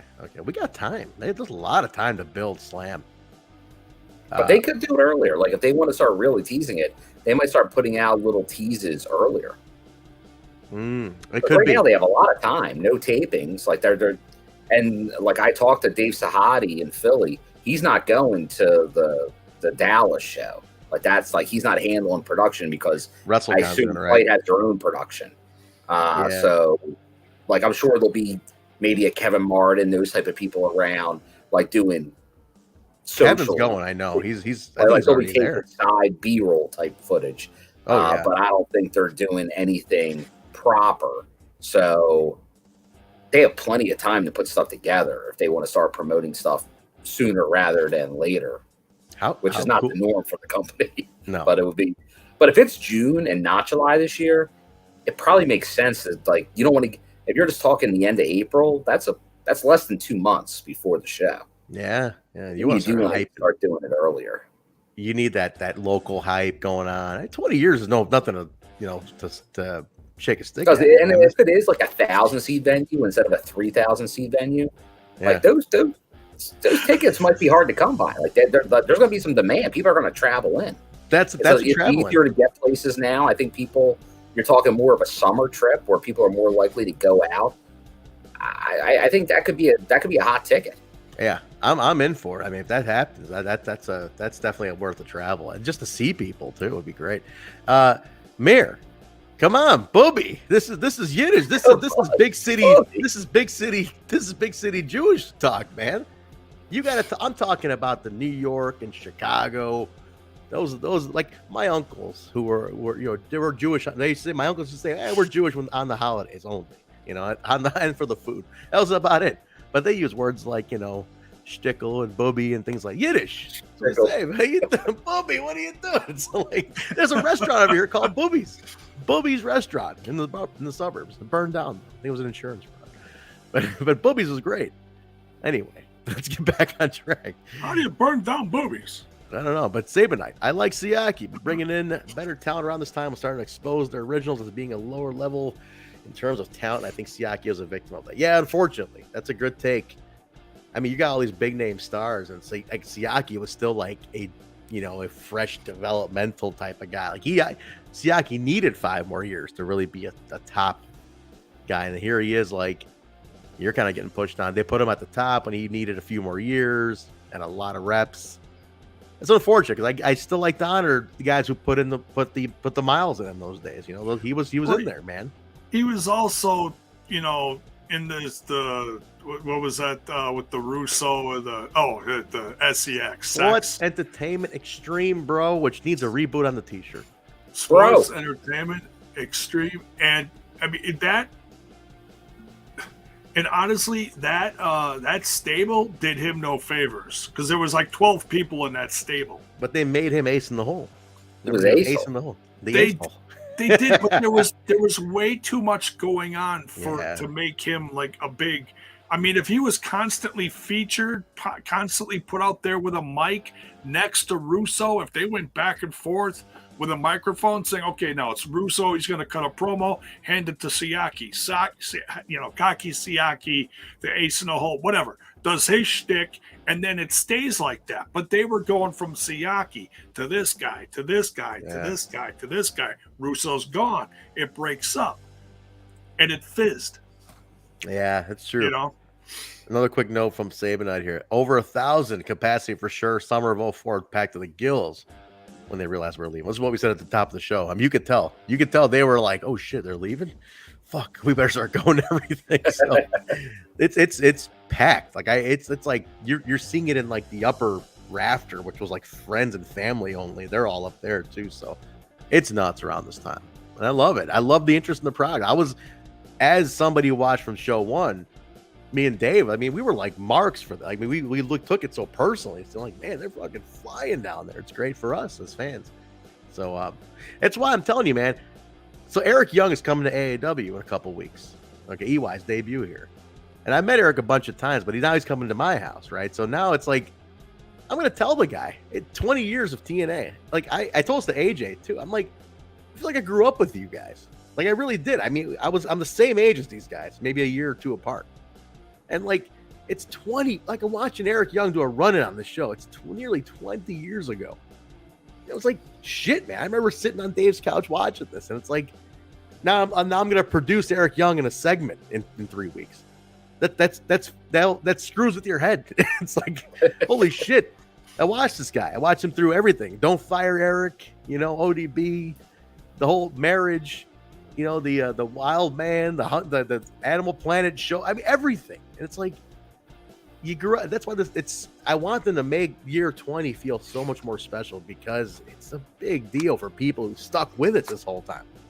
Guys like Bill and I, and then J-Mo watching all this now and seeing what we experienced in those days. Mark, who watched all this too in the early days.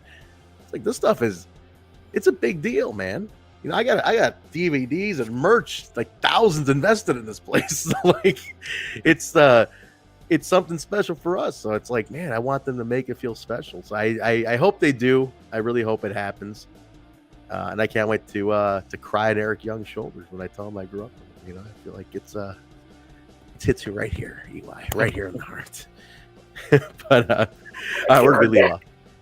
Before I get too emotional, we're really off here. All right, Scott, we did Scott Hudson already. Hoochie Mama, Raven and Sabu video recap. Mike Tenay in ring introduces talking about the Raven and Sabu feud. He says in 1 week, that's one match and that's it. Raven comes out dressed as the Sheik with Sabu die written in black paint on his body. Priceless. Priceless. He kicked. Sabu the? He what? The Sabu the? The Sabu the. But he kicks TNA out, and then he talked, he just goes into Ravenisms, great stuff. Then he goes under the ring and pulls out, he starts burning the sheets. This is the sheets, I'm gonna burn this. Puts in this trash can he has, puts everything's gonna burn, and he goes, I got one more thing. He goes under the ring, pulls out a fucking body bag. In the body bag is Sonjay Dutt's body. Legitimately, is Sonjay Dutterson in this thing, and he puts him in the garbage can and pours gasoline on him. And TNA's losing his mind. He goes, "He got the oh my god!" You know, like what the hell's he doing? Losing his mind, and and then he's basically like, "It's gonna happen, Sabu. Come out here." And then countdown is on. Lights go out. Lights come on. Sabu appears. And they start brawling. And then Sabu does a huge dive. Yeah, he mocks this Raven pose. Great stuff. I mean, this is a very well-built feud. Jay, we've seen it all watching this from when they kicked this thing off. This has been a great feud, man. Anything Raven touches to me is gold. Poor Sonjay. Jeez, he's I can't get over Sonjay was literally in the body bag. He's in the body bag, and then he's upside down in the can with gasoline dumped on him. Unbelievable. Anybody gonna say the line? I mean, I've said body bag like 4 times already. Nobody now in the comments. Karate Kid? Yeah. Put him in a body bag. Get him a body bag. Nobody said it once. Come on. Armand's in the chat. What's up, Armand, man? Armand. Good to see him. Armand's good to see you. Armand's a very vocal Twitter guy. I like Armand on Twitter. He has no filter. He'll let it be known. Something sucks, he'll call it out. If something shit, it's either shit or it's shit, and Armand will tell you what it is, man. That's what it is. I appreciate the truth. From Armand. Good man. You can't handle the truth. Oh, he handles it. This is a great segment. I'm actually very hyped for this match. They've built it very, very well. Bill, I don't know, you weren't with us for the other ones. I don't know if you watched all those shows leading up to this, but any thoughts? No, you can't go wrong. Raven, always gold on the mic. No doubt about that. Sabu, still very good at this point. Can still go. And now this is, you can't go wrong with 2 ECW legends. No, not at all. This is definitely a good route to go. Get people interested, the fans eating this up. My only negative is black shirt security in this, but other than that, they took a beating. So like the Harris has to get it, like his screen time in the ring. It's come on, man. Harris. It's almost like he has it written into his contract at this point. Like, I got to get a 1 segment in the show. Yeah. Still around.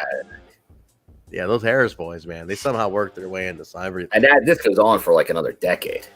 Yeah, it does. It truly does.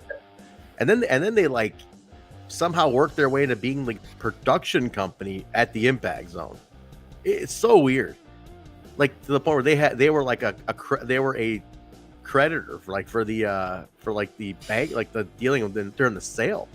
Like Anthem paid off the Harris boys' bill. Like it's crazy shit. Like these guys made a ton of money off of TNA. Yeah, there was the time where they thought they were going to get the company. From what I heard, it wasn't far off. It was like part of that deal. It was like, well, if you can't pay us our bill, and then they had 1%. I remember they were given a 1 or 2% share of the company, which I think, from what I remember, it took a while to get it back. Like even after Anthem bought it, they refused to sell their 1%, and they like retained it. Like Dixie still has 5, from what I understand. Dixie still owns 5%, and that was part of the deal of the sale. Like I still want to have a foot in the door. I've just from the work I did, she fucking deserves it. I mean, like she put everything into this, and that would be the key. Like I think that's someone that needs to have an appearance. Yeah. In person, it'd be great, but at least on screen during this year. Absolutely. Armin, I'm sorry, I was mispronouncing the name. I kept saying Armin. My apologies. I never knew his background. Armin, what's the background? Because I got a friend, the same last name, South Asian guy, but you're not South Asian, I think. But yeah, let me know. But Armin, I apologize. I met Mayor Neeson. I mispronounced Armin Mears. I'm mispronouncing all these names. The guy with ethnic roots is mispronouncing names. I mean, what the hell? I mean, Dr. J-Bo over here thinks salami's an exotic food. I'm the one who shouldn't be mispronouncing names. It's not. It's not, J-Bo. I'm sorry to burst your bubble there. Oh, for like over a year, I was mispronouncing. I can't even pronounce mispronouncing. I was mispronouncing Alicia's name. I kept calling her Alicia. And then all of a sudden, like a year later, she's like, by the way. And I'm like, by the way, why didn't you say something? I'm like, I felt so stupid. She's like, it's okay. I'm like, Spain and Iran, Persian, very, very, very the romantic culture of the Middle East is the Persian, like the Iron Sheik. You know, he's from Persia. Iran. You know, fucking all the civilization in the world, blah. You know, that's romantic. The fucking Iron Sheik, Persian. Well, that's the funny thing about him is, you know, at least he's Iranian, you know, but you look at like half the Russians that were like floating around back in the 80s and their gimmicks, you know, it's like, oh, you find out years later the guy's from Minnesota. Nikita Koloff, man. Right. Fucking Minnesota. Like, he's from Minnesota, real name Scott Simpson, you know, come on. But talking in an accent. To the boys in the back kept the accent. Never broke character. That's hardcore, man. That's hardcore. Hardcore, man. All right. Scott Hudson with the Naturals, the tag team champions, Chase Stevens, Andy Douglas. And they're talking about being the best. Pat, and then, you know, kind of just cocky talk. Pat, Kenny, and Trinity stumble into this. And Kenny's dragging Trinity in, and he's got, you know, is this how you Italians do it, huh? I think he's implying like you beat your women or something. I don't know what he's implying here, but basically challenges Vito next week into a Luck of the Irish Weapons match. Interesting. Now, I believe next week there's a cameo by a good friend of mine, and I think it's that one. It's in this match.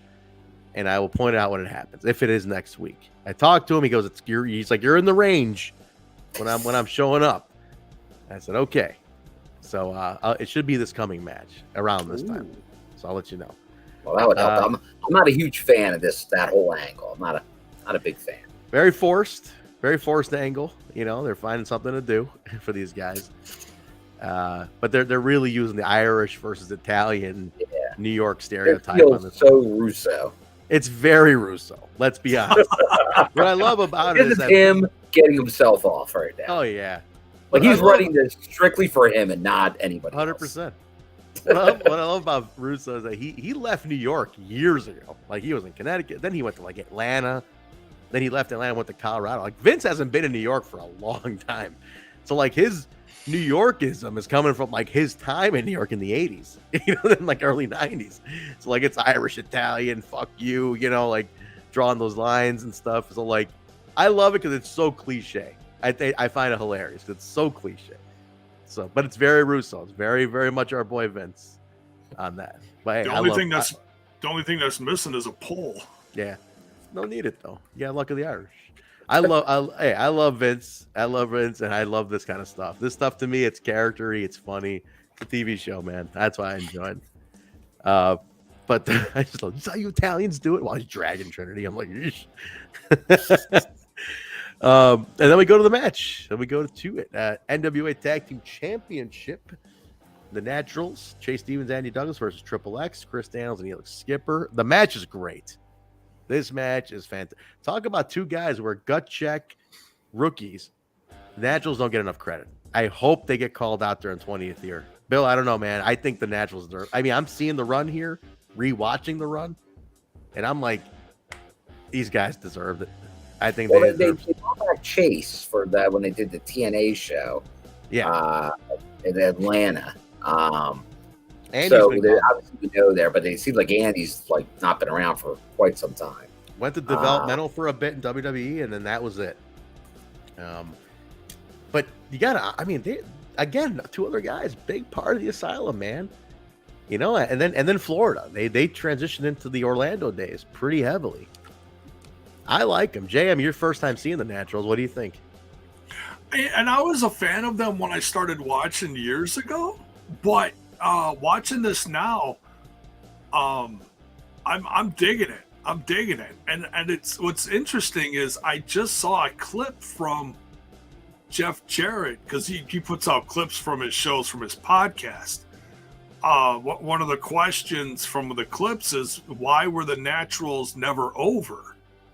And I was like, now we're watching a very short time period here, you know, where they're like, oh wow, they're all of a sudden tag champs. Yeah. They seem like they got a pretty quick push, and I don't know what happened later, but because I enjoyed it then, you know, back when it was around the time when Chris Candido was with them. It's all blurry. I'd have to rewatch all of it, but you know, that's when I started really watching, was like within the next several months after the first pay-per-view is when I started watching, which it's coming up, but yeah, Jeff Jarrett explains it. It basically is they kind of ruined it for themselves, is what it sounds like. No kidding. No, I'd love to hear that. I need to hear that clip. You're saying Jeff Jarrett thinks they're bland. Really? He said that in his podcast or not? But far from it. Far from it. Bland? I would never. I mean, the feud with AMW alone. Bland is. Nah, come on. That's a stretch. Bland is a pretty extreme term to use there, because it's. I mean, you look at the tag division, you look at charismatic guys, excuse me, like 3 Live Crew, the multi-time tag champs, AMW. Yeah, they may have been victim to these other teams with a lot of charisma. Right. Yeah, I mean, these other teams are considerably better than the Naturals, but as fast as the Naturals are being put into this situation, I feel like they're doing okay, and they look great. I mean, when they come out, there's a reaction. You know, not as good as AJ Styles. I mean, when AJ Styles comes out, man, there's people just watching getting pregnant in their seats. The girls are losing it when AJ's out there. Yeah. It's a shame he was married. It's a shame that he's a good Christian boy and he's married, because he could have been cleaning up in Nashville, man. Well, especially when he would have needed a lot more room for the kids' birthdays if he was single. Like, he'd have to have a lot more kids tattooed on his rib cage. If he was single during the Nashville days. Yeah, right. Well, especially when Jeff Hardy comes out. Oh my God! It's worse. Worse. It's almost like the Beatles out there. The women just. Dude, I gotta say though, I looked at Andy Douglas's Twitter, hasn't been used since 2009, so he's not around.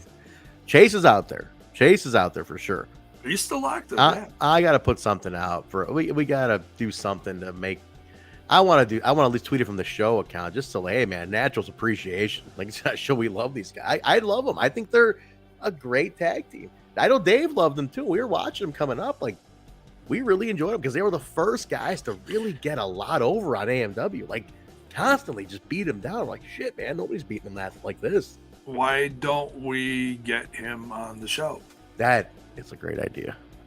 That's a great idea. I could use a good positive DM in our DMs.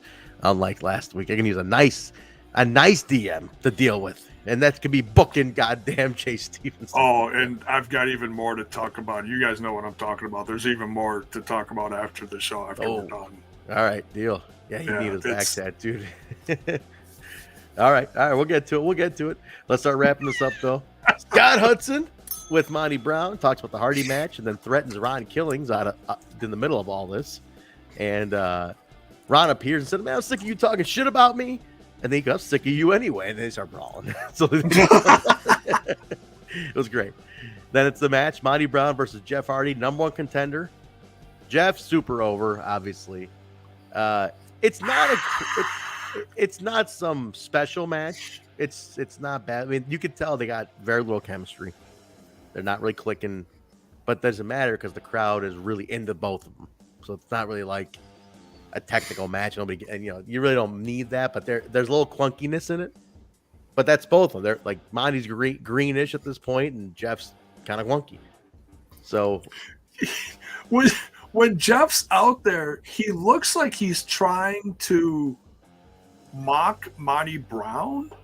Does he? But it just comes because like he does these weird poses, like it's like, what is he doing? Oh, he's trying to like do the whole Monty Brown thing when Monty Brown goes, when he poses, he goes, so, he kicks his chest out, and he's throws his hands back. So Jeff's doing this thing where he just does a weird facial pose and puts his hands out like, what are you doing, Jeff? Just stop that. Yeah, it's not trying to look like that. Period. Sabin and I putting Chase over in the comments here. Yeah, we've been saying he looks fantastic.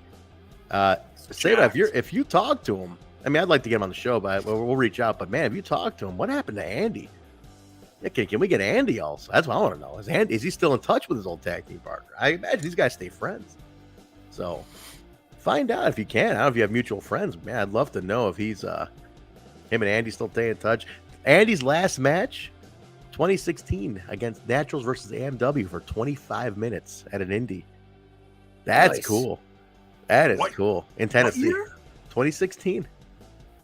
That's not that long ago. No, they did a 25-minute match in Tennessee. Oh my God. But that was his comeback because before that, Andy had not wrestled since 2010. Oh, jeez. So whoever this USACW promotion is in Tennessee, they specifically put the money out for this match. Like that must have been a TNA mark going, I want Naturals versus goddamn AMW in this motherfucking ring in Tennessee. Some shit like that. Yeah, that's probably what it was. Which I get it, man. I'd pay for that shit too if I could. So oh my God, yeah. Good stuff. Good stuff. It's so that was where we leave off there. Oh, did we talk about the we didn't talk about the fucking the tag team match, did I? Jumped over to Monty Brown. I didn't talk about the Naturals and Triple X. It was brief. We started talking about it. Yeah, other shit. Yeah. Basically, the more distracted Triple X there. The Naturals won. Team Canada came out, jumped them. A&W came and saved them. Storm got on the mic and threatened Team Canada and the Naturals. And Onyx is like, man, I'm sick and tired of your shit claiming you're the best ones. We're the best tag team. And Chris Downs is like, hey, man, they're supposed to be our friends. What the hell? And then, like, that was it. A little shoving match between Storm and Onyx. That was it. That's how that one ended. We really got distracted on that one. Talking about the Naturals big time. Flew off the rim. Just blame it on Chase Stevens. Yeah. So this one's interesting. So Hardy amount, Jarrett comes out, attacked. So Jeff rolled up Monty for the win. Jarrett comes out, he attacked Hardy. Monty then pounces Hardy. Their live crew come out, make the save. And Dusty Rhodes comes out. And he's stomping, man. Like he is angry. Like there is a ham and cheese with his name on it. Angry, like he's hungry. He's about to fucking tear somebody apart. Angry. And he proclaims Hardy's going to be the next NWA heavyweight champion. Russo comes down, and then they kind of like whisper to each other. And Dusty just gets fucking pissed at whatever Russo told him, and he's fucking stomping. Oh, you son of a man! You gotta be kidding me! He's going nuts. Hold on, calm down, just breathe. Dude, he was going bananas, and then it was nuts. And then we don't know what's said. We got a little video package, and then we go. Oh yeah, so then we get a little. Actually, we don't get them just yet. We go back to Scott Hudson with Michael Shane, Kaz, and Tracy talking the Ultimate X. Don West hype segment, Red on Red, and then Red on Red. Hudson with Russo and Hudson again with Russo and Dusty. Dusty is pissed. He said, "I gave him my word. He lost his mind, J-Bone. This looked like you without lollipops. He went nuts. Oh my God! Yeah. He was. I mean, I've never seen. I legit thought he was going to kill Vince Russo. I bought it. I bought a hook, line, and sinker that he wanted to eat it for that. I don't know, man. He looked enraged. He was into the camera. He was, oh my God, he was completely ludicrous. Turned up to 11. Oh, he was yelling, man. Bill, he looked like he was. I mean, this is rage. This is pure rage. Completely ludicrous. Ludicrous. That's what it was. Yeah, he's giving Will Smith a run for his money. Yeah, hey, how about it? Oh. All right, where do we leave off here? All right, last main event of the evening. Ultimate X. Yeah, after they apologized for the language used by. That's right. Dustin. What did he say? He just said, "God damn it!" Right? That was the worst. Yeah, I don't think he said anything. Like, I was like, did he drop a bomb? That's what I thought. But I just heard "God damn." It's none of my goddamn mind. I just heard "God damn." That's all I heard. So I don't know if I missed something else. Yeah, a little much. I mean, you're talking to a guy from the golden era here, man, who didn't swear back then. All right, Ultimate X, AJ, champion against Kaz, Michael Shane. The match is great. I mean, this is Ultimate X. You can't go wrong with this one. But this is the one I remember. That this is the one that has the funky finish. And I'll tell you what, Bill. So the finish is, and I'm going to pitch the Bill here. Finish is, they knock AJ down off the, AJ's about to get it. And then Cash comes in, hits AJ with a crutch. Yeah, all kinds of shenanigans. A lot of shenanigans. AJ's out. And then you got Kaz on one side, Shane on the other. And they go towards the middle. They both grab the belt. Who's going to win it? Oh, my God. Good timing on both of them. They both grab it, yank it down. They both fall with it with their hands on. Perfectly executed by them. Crowd reaction, Bill, nil. There's some boos. There's a nothing, and then some murmurs of boos. Sabinite, if you were there, I assume you can tell us, but it was just like, and all I'm looking at the audience while I'm looking at this, and you just see funneling to the exit. That's it. I feel like we're not even watching this, like waiting, like, will they return it? Will they do a segment? No, I'm gone. I was invested. You blew it. I want to know from Sabinite what happened. Like, what was because the crowd didn't react. It was like a pin drop in there. Like they were like, come on. It was literally like, are you serious? Yeah, it was like, he announced him as co-champion. Like a Philly crowd, maybe a Chicago crowd, a New York crowd. You start getting the bullshit chant. Oh yeah, there. You get the bullshit chant for sure. But this was it. Here it is. After that fucking spot, the finish went over like the wettest fart in history. That's what's true. Nobody. I want to say, I chime in if you don't mind typing. Like, seriously, give me whatever you can on this, because my first instinct, listen to the crowd, and they didn't react at all. Like, they were upset. Like, are you like? Yeah, it was like silent to groans. I swear it was groans. As soon as JB announced it, boos. But then, like I said, I just saw people heading for the exit.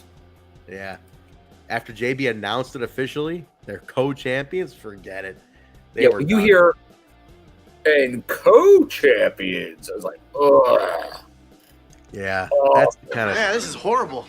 That's the kind of shit that it's like. This division is the division of the company. To this day, it's the most identifiable division of the company. Like, this is synonymous. And like, to have that in there, I get it. It's all a setup. We all know it's a show, but it was just like, come on. It's a fucking Ultimate X. Yeah, can it happen? Sure, but you hang the belt back up if that happens. Nobody wants to see this, man. Co-champion for singles title is the goofiest shit I've ever seen. So what do we got here? All right, here we go. Sabinite says it. 1 second, there's a goddamn Styles clash off the cables, which was nuts. Then it's a co-champion. Man, that was a big fuck this usual garbage. It's true. At that point, you're like, come on. Seriously? I'd rather they had one of those guys win it and then break off into a feud with each other. I get it's goofy. I get it. You could stir shit up with this, and you get the react, but it didn't get the reaction. I'm all for trying shit that's off the wall and unusual. I'm all for it. I love that kind of stuff. But this one is, people didn't want it because the exhibition was held a little more prestigiously to people, especially in an Ultimate X. They didn't want this shit in Ultimate X. That's it. I'm a head out meme. That was. Damn, so you all left, huh? Damn, Sabin, that's great. Yeah, that one, I could not believe how agree crazy. with that would have been my reaction. What's that? That would have been my reaction. Been like, okay, time to go. I'm done. I mean, actually, they did it today. You know, if that's how they have Trey lose it to Macklin and somebody else, and it's like their co-champion. Like, come on, you know, you afraid to pull a trigger on somebody? A handful of times where you can do the dusty finish, something like that, where it makes sense. Here, it's like, not really. Not for this. Not in this match. Because this match is still new at this point. It's only the fourth one. You know, it's like considered a sacred match for the company, and just like it's goofy. Like I said, if the crowd reacted to it and they took to it, hey, it's a win. If they're like, what do we do now? They were more like, screw this. Like they went the other way. So yeah, that's it, man. That show ended on that. Very much a whimper. I mean, you got Tenay and West yelling at the end to kind of fill in the darkness there, Jay, to kind of hype it a little bit, but not happening. Yeah. No, I love the action in this. Was insane. Like you said, 1 minute there's a Styles clash off the rope. There's another spot where AJ is up on the wire, so his waist is level with the wire. Yeah. And Kazarian is on the top rope, does a missile drop kick, hits Styles in like the hip or thigh area, and knocks him down from the wire all the way down to the mat. And that's a far fall. It's one thing if you're hanging there, you don't have too far to fall, but you're up on the wire trying to like get over to the middle, and you fall all the way down from there. That's different. That was an insane spot too. I loved it. The brilliance of AJ. You ever notice how well he sells in these matches? Like when they did the one with the trusses and everything too. AJ in an Ultimate X sells like you just murdered him. Like when he gets a hit, it's like, he just fucking dies. But it's not goofy. He makes it look really good. Like when he falls, he's like you're killing the guy. I love AJ. He did. Armin, sorry, I got that right this time. So they're doing an interim champion thing with the Ring of like that. They're like, who's the interim champion then? Well, it's going to be they're doing a match: Mercedes versus Willow Nightingale. So that person's going to be an interim champion until Deanna comes back and unifies this title. That's good. That person. Oh, come on. That person will beat Deanna at another show. Well, they were trying to figure it out because Tony said in the interview recently that he was trying to figure it out so that, for example, the Briscoes are going to be at the Ring of Honor show, and then they have to get to the Impact show. Mm-hmm. He was trying to figure it out so that Deanna wouldn't have to work both shows. She's good. It's like, okay, Deanna, not that I want to see her like get hurt from overworking, but she's good enough where she could work both shows. Yeah, she could.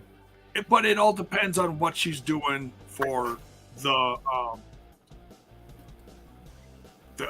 Impact show, because that's going to be another surprise. Yeah, that stinks. That's weird. That's goofy like this. What's that, Bill? Can't ruin the buzz. Impact had their show first. Yeah. The con man can't just come in and think he can dictate his little toys to do what they want. So kudos to Scott and company saying, we already got a show that night. Yeah, good. I'm glad.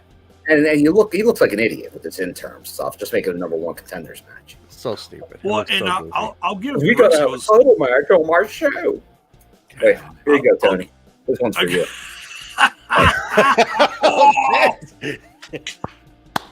Props are ready on that one.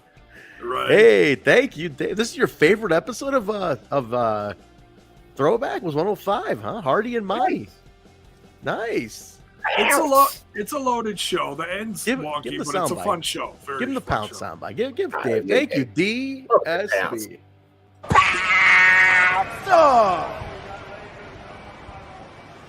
Period. Very nice. Thank you, David. Thank you. So that's the show, guys. That's 105. That is it.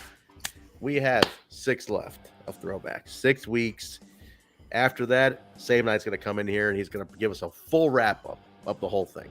Fans' perspective, ass in the seats, Sabin section, the whole thing. He's going to give us everything. And I hope, man, he had props too. He's going to find some. Hopefully, he can find some of this stuff. I'd love to. Can't wait to get a full wrap up. We'll get Dave in here too. Maybe we'll do one where, Sabin Knight pops in for a half hour, whatever it is. Get Dave in here for a little bit too. Do a wrap with us, and then we'll start getting some other people in here. So what I want to know, Trent, for whatever you had for dinner, let's just say you had the chicken fried rice. You had the Chinese, okay? Never get chicken fried rice, but all right. So I'm just throwing, it's a typical Chinese dish, that you would order out. Okay, so what would you order? I'm a big fan of the General Tso's chicken. Okay, so go-to. You got a Can't big go with the pack. Take around with it. You got a big pack of the General Tso's chicken. You're about a third of the way through it. The main event hits. You're pissed. Is the TV screen covered in General Tso's chicken? Be honest. Well, it's at Dave's house. I can't do it. If I want to come back for 106, I can't be doing that. I can't do that. Gotta respect it. Gotta respect. It's an Italian household. I can't do that. I make a mess, I'm in trouble. If he did it to his own TV, would you have done it? Yes. Yeah. Okay. Absolutely. Now I'll tell you what. Either like popcorn or chips popcorn or something. Yeah, popcorn. You'd be like, "Oh, this sucks, dude." I mean, I'm telling you, after the Raven Jarrett one, like 2 years ago in this, we were pissed. Like we had lost. Like I'm telling you, we were like, you could not have deflated that room even more. Like we literally went outside, got some air. I said, throw on some old ECW or something. Just take my mind off of this shit. Like we were fucking marks, man. And we were both so heated. Like we were just stress eating, just upset. It's one thing if the title goes back to Michael Shane or Kazarian. They're both coming up and they're both getting pretty good. They're no AJ Styles, but they're pretty good. When you put them together, they are a force to be reckoned with. So it's one thing if you want to make a story that one of them wins and they're both still kind of a team, but there's a little animosity, some kind of story like that. It's been done before, but it's a fun story. But why do both? I'll give you a little twist. I would have even been fine if they did this. Let's say old Tracy out there's interfering, right? She's in the ring doing something, she's in the ring interfering, whatever. A little something. They get up there and they're both tugging at it. It drops into Tracy's hands. Ow. And just saying, even if they went that far, and that's a hell of a stretch because she's not actually in the match. Let's say it drops in her hands and they pulled something like, she's like, what? I would accept that more than the co-champion thing. Honest to God, I would accept that more because it's like a what the hell kind of finish, but it's like she's a wrestler, whatever. It's like you can do something with that. There's a hell of a fucking love triangle you can throw with that storyline wise. Co-champion in the record books looks idiotic to me. One single title cannot have two people on. That just does not work. It just doesn't. I get it. They're not real, but it looks goofy to me. That's all. Maybe it's the OCD in me. That's all. Who knows? Anyway, that's the show. We got some business to take care of after the show, so let's get out of here. Guys, let's wrap it up. Gentlemen, where can we find you? Bill, where are you at? Hey, mainly on the Twitter. My name, William M. Gardner. Same on the Instagram. Maybe I'll be there. Who knows? Who knows? Sometimes. See if anyone's heading to Dallas. Maybe I'll see you there. Let him know if you're coming to Dallas. Let Bill know if you're going to be at the Multiverse and the IPWF. He'll be there. So let him know if you're going to be there. J-Bone, where can they find you? Bill, you got to take some pictures this weekend and get them up on the gram, dude. This is the weekend to do it, Bill. This is the weekend you got to do it. Come on. I'll open the bathroom for the cokeheads and take a picture of Con. We got you fucker. Just stuff like that. Good now. What do you got, Joe? Where are you at? Your bump card's full. Oh, hello. You can find me over in that other little podcast called Smash This Podcast. It's on the YouTube and the Twitch and wherever you get your podcast audio. You can find me on the Twitter box at jbone50150. And I want my pizzles back. Guys, you get me at Transberry on Twitter and the show at We Talk Impact. Twitter, Facebook, Instagram. Just go and type up Total Nonstop Impact. We come up on all the searches, so you can follow everything. But definitely follow us on all the social medias. YouTube.com/Total Nonstop Impact. Twitch.tv/Total Nonstop Impact. Patreon.com/We Talk Impact. Please don't record our clips and put them out for free. This is a paid platform, guys. We're trying to make a couple of bucks. I gotta buy these fancy tonics. I gotta buy all that stuff. So I gotta buy those fancy. But yeah, please go ahead and check out the Patreon bonus shows, watch along. You need tons of stuff on there. Show schedule: we got Monday's Throwback, Wednesday TNI UK, Bison, Joe, and Steve doing their thing. I think Bison is off this week. He's not feeling too good, so Bison is off. Bison did join us a little while back from the beautiful Bison Estates, gorgeous home he's got. They bought a piece of land. He gutted this house and he made it all himself. Gorgeous. The Chateau Bison is looking beautiful. So yeah, check it out, guys. But might just be Joe and Steve. So check it out. Bison will let you guys know. Thursday, watch along with Bill and what?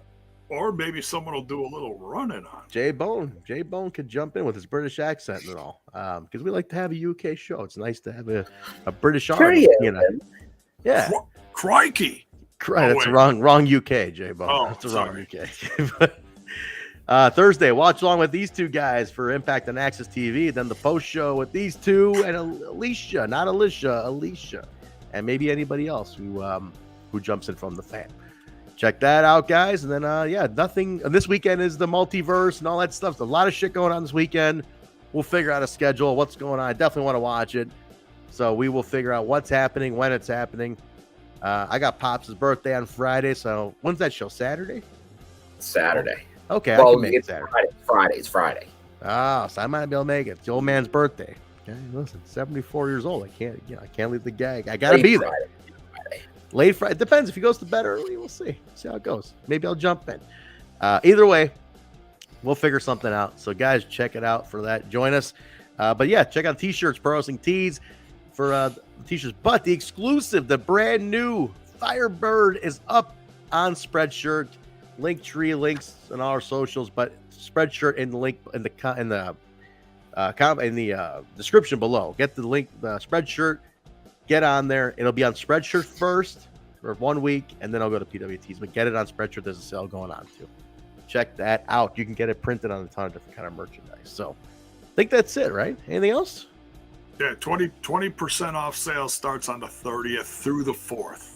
Thank you very much, Mr. Frosty. Stick a carrot in me and call me Frosty.